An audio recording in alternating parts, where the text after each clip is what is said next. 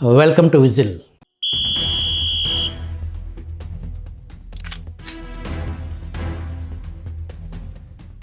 ముఖ్యమంత్రి చంద్రబాబు గారు ఇది మంచి ప్రభుత్వం అని ప్రకటించారు. నిర్బంధ పాలనకు విముక్తి, అభివృద్ధి, సంక్షేమం, పారదర్శకత, సుపరిపాలన, గుడ్ గవర్నెన్స్ నాందిగా ఇది మంచి ప్రభుత్వం అనే స్టిక్కర్లు ఇంటింటికి అంటించారు. ఇది నిజంగా ఇది మంచి ప్రభుత్వం అని ప్రజలు అనుకుంటున్నారా? జగన్ ఆటవిక పాలన మించి ప్రైవేటు వ్యవహారాల్లో రాజ్యహింస హద్దులు దాటిన సంగతులు సాక్ష్యాధారాలతో విజిల్ మీ ముందుకు తీసుకొస్తుంది త్వరలో. రాజ్యహింసలో రాజ్యాంగేతర శక్తులు మీరు ఊహించని స్థాయిలో అరాచకాలకు పాల్పడుతున్నారు. జగన్ పాలనలో చేయలేని సాహస అకృత్యాలు మంచి ప్రభుత్వంలో అక్కడక్కడ జరుగుతున్నాయి. కానీ ప్రభుత్వం అసలు చేయాల్సిన చోట మాత్రం మౌనం వహిస్తుంది. హార్ట్అటాక్ వచ్చిన వ్యక్తికి తొలి గంటలో చికిత్స అందించగలిగితే దానిని గోల్డెన్ అవర్ అని పిలుస్తారు. కూటమి కొలువు తీరి 2 సంవత్సరాలు నిండుతున్నాయి. జగన్పై చర్యలు, వైసీపీ దూకుడు అడ్డుకట్ట వేయటానికి పాలన మొదటి సంవత్సరం గోల్డెన్ ఇయర్ కాదు కదా, సత్తు ఇయర్గా కూడా కూటమి అడుగులు పడలేదు. మౌనం, వ్యూహం, అనుమానం, ఈ 3 అంశాల ప్రాతిపదికన ప్రస్తుత ఆంధ్రప్రదేశ్ రాజకీయాలు చిక్కుకున్నాయి. కంటికి కనిపించే ఒప్పందాలు, కనిపించని ఒప్పందాలు, సామాన్యులు, పసుపు సైనికుల నిర్వేదం వెనుక నిజాన్వేషణలో తొలి అడుగుగా ఈ విశ్లేషణ చూద్దాం.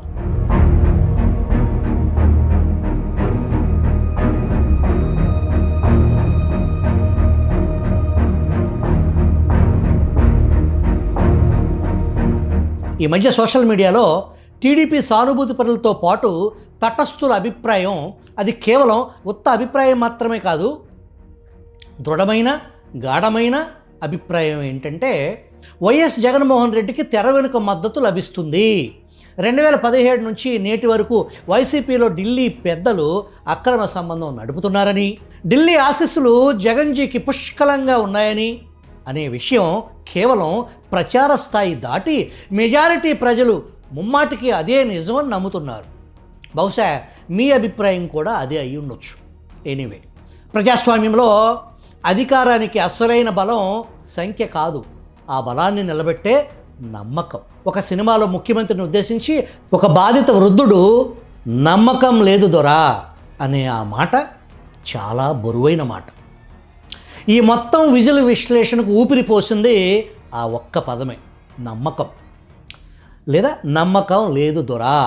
నమ్మకం కూలిపోయే చోట ఎంత పెద్ద మెజారిటీ ఉన్నా ఆ అధికారానికి అర్థం ఉండదు.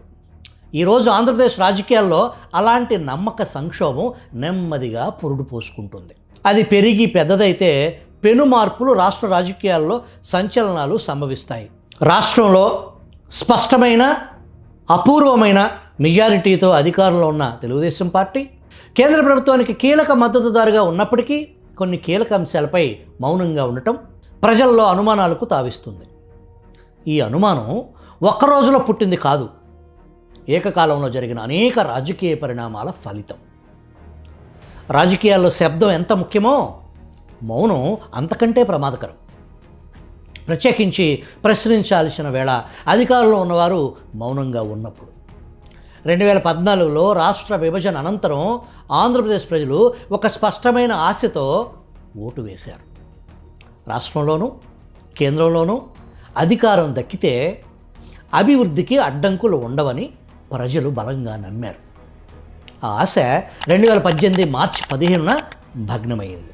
ప్రత్యేక హోదా ఇవ్వకపోవటానికి కారణంగా చూపుతూ టీడీపీ ఎన్డీఏ నుంచి బయటకు వచ్చింది. అది పైకి కనిపించే అధికారిక కారణం. కానీ రాజకీయాల్లో అధికారిక కారణాలు ఎప్పుడూ పూర్తి నిజాలు కావు.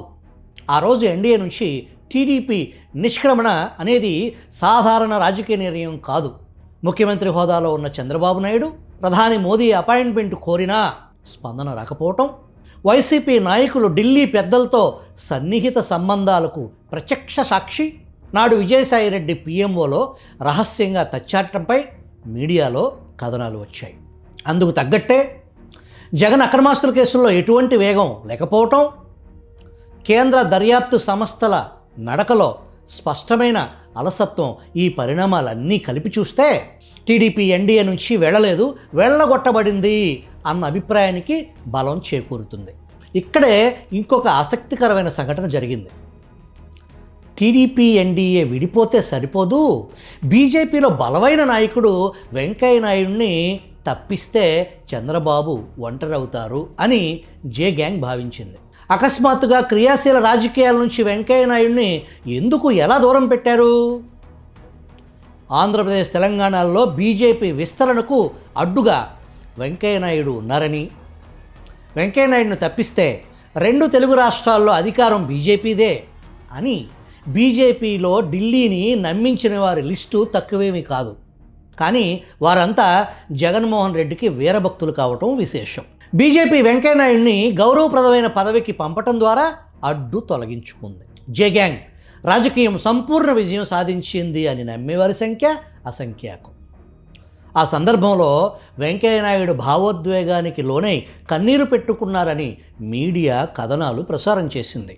2019 ఎన్నికల తర్వాత కూడా ఆంధ్రప్రదేశ్లో కేంద్రం వైఖరి అనేక ప్రశ్నలకు జవాబులు ప్రశ్నార్థకమే. ఆర్థిక పరిమితులకు మించి అడ్డగోలు అప్పులు చేయటానికి జగన్ చేతికి తాళాలు ఇవ్వటం, మద్యం వ్యవస్థలో వేల కోట్ల నగదు లావాదేవీలపై కేంద్ర సంస్థలు కళ్ళు మూసుకోవటం, 3 రాజధానులు వంటి అస్థిర విధానాలపై జగన్ నిర్ణయాలు రాజ్యాంగ పరిమితులకు లోబడి ఉన్నాయా లేదా అన్నదానిపై కేంద్రం ఎప్పుడూ స్పష్టంగా మాట్లాడలేదు. రాజకీయాల్లో మౌనం అంటే తటస్థత కాదు, చాలాసార్లు అది సమ్మతమే అని మీరు అర్థం చేసుకోవాలి. వైఎస్ వివేకానందరెడ్డి హత్య కేసు ఇప్పటికీ తుది నిర్ణయానికి రాలేదు. 14 సంవత్సరాలుగా జగన్ అక్రమాస్తుల కేసులు నేటికి ప్రాథమిక దశలోనే ఉన్నాయి. ప్రజల్లో సహజంగా ఉద్భవిస్తున్న ప్రశ్న, ఇంతకాలం ఈ వ్యవహారాలు సాగటానికి రాజకీయ రక్షణ లేకుండా సాధ్యపడుతుందా? కానీ కాలం అక్కడే ఆగిపోలేదు. 2024 సార్వత్రిక ఎన్నికల ఫలితాల తర్వాత రాజకీయ సమీకరణలు పూర్తిగా మారిపోయాయి. రాష్ట్రంలో టీడీపీకి పూర్తి స్థాయి స్వతంత్ర పాలనకు సరిపడ మెజారిటీ, కేంద్రంలో మాత్రం ఎన్డీఏ ప్రభుత్వానికి టీడీపీ మద్దతు కీలకంగా ఫలితాలు వెలువడ్డాయి. ఇలాంటి పరిస్థితుల్లో జగన్పై కేసుల్లో పురోగతి ఎందుకు లేదు? వివేక హత్యపై నేటికి స్పష్టత ఎందుకు లేదు? తిరుమల లడ్డు నకిలీ నెయ్యి వివాదంలో కేంద్రం ఆధ్వర్యంలో ల్యాబ్ రిపోర్ట్లు, పరస్పర విరుద్ధ నివేదికలు ఒక పక్క, సిబిఐ అసలు నిందితులను తేల్చకుండా పిఏలు, బంట్రోతులు, డ్రైవర్ల దగ్గరే ఎందుకు ఆగిపోయింది? ఇవన్నీ కలిపి చూస్తే అసలు ప్రశ్న బీజేపీకే కాదు, టీడీపీకి కూడా వర్తిస్తుంది. రాష్ట్ర ప్రభుత్వంలో బీజేపీ మద్దతు అవసరం లేని స్థితిలో ఉండి టీడీపీ కేంద్రాన్ని ఎందుకు నిలదీయటం లేదు? చట్టపరమైన చర్యల కోసం ఎందుకు డిమాండ్ చేయటం లేదు? దర్యాప్తు సంస్థలపై స్పష్టత ఎందుకు కోరటం లేదు? ప్రజాస్వామ్యంలో మౌనం ప్రమాదకరం. ఇది పార్టీల మధ్య రాజకీయ లెక్కలు మాత్రమే కాదు, ఇది ప్రజాస్వామ్య విశ్వసనీయతకు సంబంధించిన అంశం. నమ్మకం లేదా నమ్మకం లేదు దొరా, ఈ ప్రశ్నలకు సమాధానాలు ఇవ్వాల్సిన బాధ్యత అధికారంలో ఉన్నవారిదే. మౌనం ఇలాగే కొనసాగితే అనుమానాలే నిజాలుగా మారతాయి. ప్రజలు స్పష్టత కోరుతున్నారు. ఎవరు ఎవరి పక్షానున్నారు? ఎవరు ఎవరి తప్పుల్ని కప్పిపుచ్చుతున్నారు? ఈ ప్రశ్నలకు సమాధానం ఇవ్వకపోతే రాజకీయాలు మాత్రమే కాదు, ప్రజల విశ్వాసం కూడా గాలిలో కలిసిపోతుంది.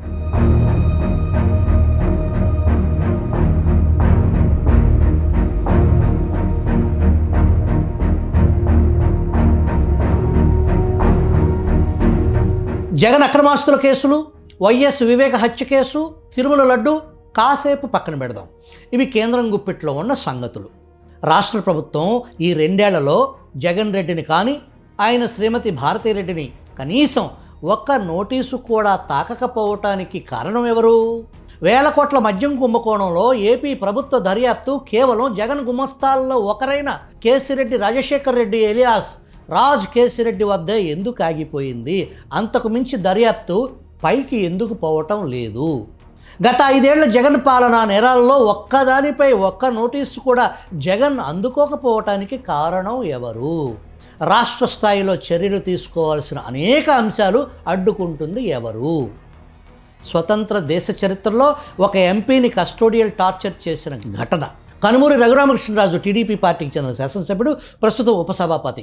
ఆయనకే న్యాయం దక్కలేదు. ఇది కూడా రాష్ట్ర పరిధి దర్యాప్తు అంశమే. దీన్ని అడ్డుకుంటుంది ఎవరు? రాష్ట్ర ప్రభుత్వ స్థాయిలో మీరు చేయాల్సిన పనులు అడ్డుకుంటుంది కూడా ఢిల్లీ పెద్దలేనా? అదే నిజమైతే మీకు ఓటు వేసిన నమ్మకం ఏమైపోవాలి? నేటి పాలకులు ప్రతిపక్షంలో ఉండగా దుమ్మెత్తిపోసిన కంపెనీలు షిరిడీ సాయి, మేఘా, ఏఎంఆర్, ఇండోసైల్ లాంటి కంపెనీలే కాదు, వైసీపీ ప్రభుత్వంలో కాంట్రాక్టులు పొందిన వ్యక్తులకు ఈ రాష్ట్ర ప్రభుత్వం ఎందుకు పెద్దపీట వేస్తుంది అని ప్రజలు, టీడీపీ కేడర్ చర్చించుకుంటున్నారు. ఈ ప్రశ్నలకు సమాధానం స్పష్టంగా లేదు, కానీ అనుమానాలు మాత్రం కొనసాగుతూనే ఉన్నాయి. బలహీన ప్రత్యర్థి సౌకర్యవంతమైన రాజకీయమా అనే తీరి రాజకీయ వర్గాల్లో వినిపించే ఒక వాదన ఇక్కడ చూద్దాం. జగన్ రెడ్డి రాజకీయంగా పూర్తిగా కూలిపోవటం కంటే బలహీన ప్రత్యర్థిగా ఉండటం టీడీపీకి తాత్కాలికంగా లాభంగా ఉండొచ్చు. ఎందుకంటే జగన్ పాలనపై ప్రజల్లో తీవ్రమైన వ్యతిరేకత ఉంది. ఎన్నికల సమయంలో టీడీపీనా వైసీపీనా అనే స్పష్టమైన పోలిక సులభం. ఈ లెక్కల్లో జగన్ ఒక సౌకర్యమైన రాజకీయ శత్రువు. కానీ ప్రజాస్వామ్యంలో ఇది ప్రమాదకరమైన రాజకీయ ఆలోచన. ప్రజలు అడుగుతున్న ప్రశ్న జగన్ తప్పులు చేశాడా కాదు, ఆ తప్పులకు చర్యలు ఎందుకు లేవు? ఈ ప్రశ్నకు సమాధానం లేకపోతే ప్రతిపక్ష బలహీనత అధికార పక్షంపై నైతిక అనుమానంగా మారుతుంది. మరి మౌనం రాజకీయ ఆయుధంగా మారుతుందా? రాజకీయాల్లో మౌనం ఎప్పుడూ తటస్థత కాదు, చాలాసార్లు అది ఒక రాజకీయ సంకేతం. 2014 నుంచి 2024 మధ్య జగన్ అక్రమాస్తుల కేసుల నత్తనడక, హత్య కేసుల్లో స్పష్టతలేమి, కీలక నిర్ణయాలపై కేంద్రం మౌనం, ఇవన్నీ కలిసి ప్రజల్లో ఒక భావనను బలపరుస్తుంది. చట్టం అందరికీ సమానం కాదని. ఆ భావన పెరిగితే న్యాయ వ్యవస్థపై నమ్మకం పోతుంది, రాజకీయ వ్యవస్థపై విరక్తి పెరుగుతుంది. ఇది ఏ ప్రభుత్వానికైనా ప్రమాదకరమైన స్థితి. 2024 ఎన్నికల్లో ప్రజల తీర్పు విస్పష్టం. అది ప్రధానంగా జగన్ పాలనపై వ్యతిరేకత. కానీ 2029 ఎన్నికలు అలా ఉండవు. అప్పుడు ప్రజలు అడిగే ప్రశ్న జగన్ ఏం చేశాడు కాదు, మీ చేతిలో అధికారం ఉన్నప్పుడు మీరేం చేశారు? ఈరోజు ఈ మౌనం ఇలాగే కొనసాగితే నైతిక నమ్మకం కరిగిపోతుంది, అందరూ ఒక్కటే అనే భావన బలపడుతుంది. ఇది టీడీపీకి మాత్రమే కాదు, ఆంధ్రప్రదేశ్ రాజకీయాలను ప్రమాదంలోకి నెడుతుంది. అయితే మరి పరిష్కారం ఏంటి? ఈ సమస్యకు పరిష్కారం అరుపుల్లో లేదు, ఆరోపణలో లేదు. పరిష్కారం ప్రక్రియలో ఉంది.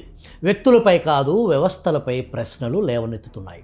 జగన్ అనే వ్యక్తిపై కాదు, దర్యాప్తు వ్యవస్థలపై మాట్లాడాలి. రాజకీయ నాయకుడికి సాధారణ పౌరుడికి వేరువేరు రాజ్యాంగాలు ఉన్నాయా? ఇవి కేవలం ఆరోపణలు కాదు, ఇవి పాలనాపరమైన బాధ్యతకు సంబంధించిన ప్రశ్నలు, పారదర్శకతకు సంబంధించిన ప్రశ్నలు. శాసనసభలో చర్చలు, పార్లమెంట్లో ప్రశ్నలు, అధికారిక లేఖలు పనిచేయకుండా చర్యలు మౌనాన్ని ఆశ్రయిస్తే దర్యాప్తు సంస్థల జవాబుదారీతనంపై నీలినీడలు, న్యాయ ప్రక్రియ ఆలస్యం. మరి రాజ్యాంగ బాధ్యత ఏంటి? ప్రజలు ఓటు వేసేది అధికారానికి కాదు, నమ్మకానికి. ఆ నమ్మకం ఒక రోజులో కూలిపోదు. మౌనంతో, అస్పష్ట నిర్ణయాలతో నమ్మకం నెమ్మదిగా కరిగిపోతుంది. టీడీపీకి ఒక చివరి అవకాశం ఉంది, మౌనాన్ని వీడి స్పష్టతతో భర్తీ చేయటానికి. ప్రతీకారం కక్ష కాదు, న్యాయం ధర్మం కాపాడటానికి. కానీ ఇక్కడ టీడీపీ ప్రభుత్వం విఫలమైతే 2029 ఎన్నికల నాటికి ఈ వ్యూహం ఎలా తిరగబడుతుందో తెలుసుకునే ప్రయత్నం చేద్దాం.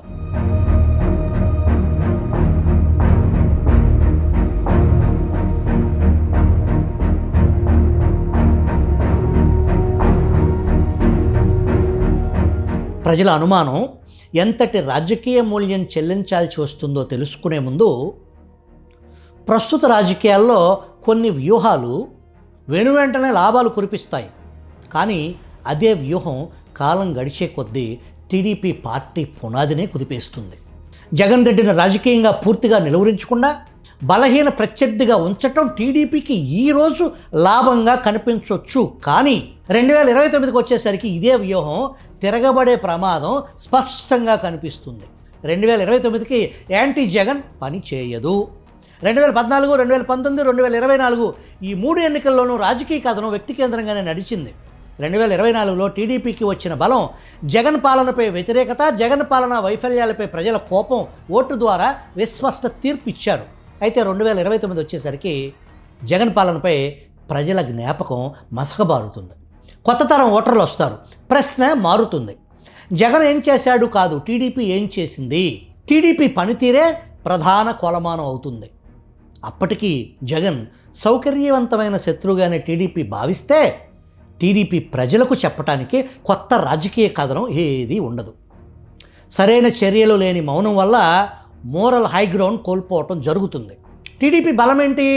చట్టాన్ని బలంగా అమలు చేయటం, ఆర్థిక సంస్కరణల అభివృద్ధి నమూనా, పరిపాలనా అనుభవం. కానీ జగన్ అక్రమాస్తుల కేసుల్లో పురోగతి లేకపోవటం, వివేక హత్య కేసులో స్పష్టత కోరుకోకపోవటం, కేంద్రాన్ని నిలదీయకపోవటం, ఇవన్నీ కలిపి ప్రజల్లో ఒక భావన పెరుగుతుంది. అందరూ ఒక్కటే, తేడా మాటల్లో మాత్రమే. ఈ భావన బలపడితే టీడీపీ నైతిక ఆధిక్యం కోల్పోతుంది. జగన్ విమర్శలకు బలం చేకూరుతుంది. నా మీద కేసులు రాజకీయమే అన్న జగన్ వాదనకు ధృవీకరణ లభిస్తుంది. టీడీపీ మౌనం = నైతిక ఓటమి.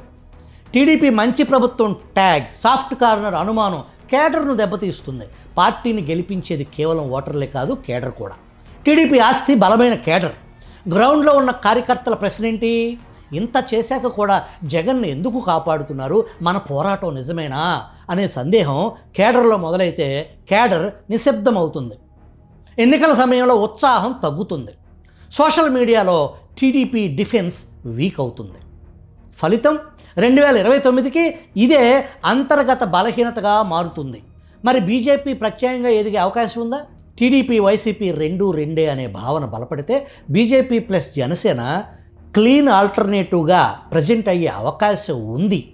మేమే నిజమైన ప్రతిపక్షం అనే నేరేటివ్ వెంటనే రాదు, కానీ 2026-2029 మధ్య నెమ్మదిగా పాకుతుంది. టీడీపీకి అసలు ప్రమాదం జగన్ కాదు, మూడో శక్తి ఎదగటం అని భావిస్తే కేసులపై మౌనం జగన్కు రిహాబిలిటేషన్ టైం దొరుకుతుంది. కేసులపై మౌనం కొనసాగితే జగన్పై కేసులు రాజకీయ వేధింపులుగానే ప్రజలకు కనిపిస్తాయి. ఏమీ తేలలేదు కదా అనే ప్రశ్న ప్రజల నుంచి వస్తుంది. కాలం జగన్కు అనుకూలంగా పనిచేస్తుంది. 2029 నాటికి జగన్ కథనం నన్ను అంతా కలిసి అన్యాయంగా టార్గెట్ చేశారు, ఏదీ రుజువు చేయలేకపోయారు అంటారు. ఇది టీడీపీకి అత్యంత ప్రమాదకరమైన రివర్స్ గేరుగా మారుతుంది.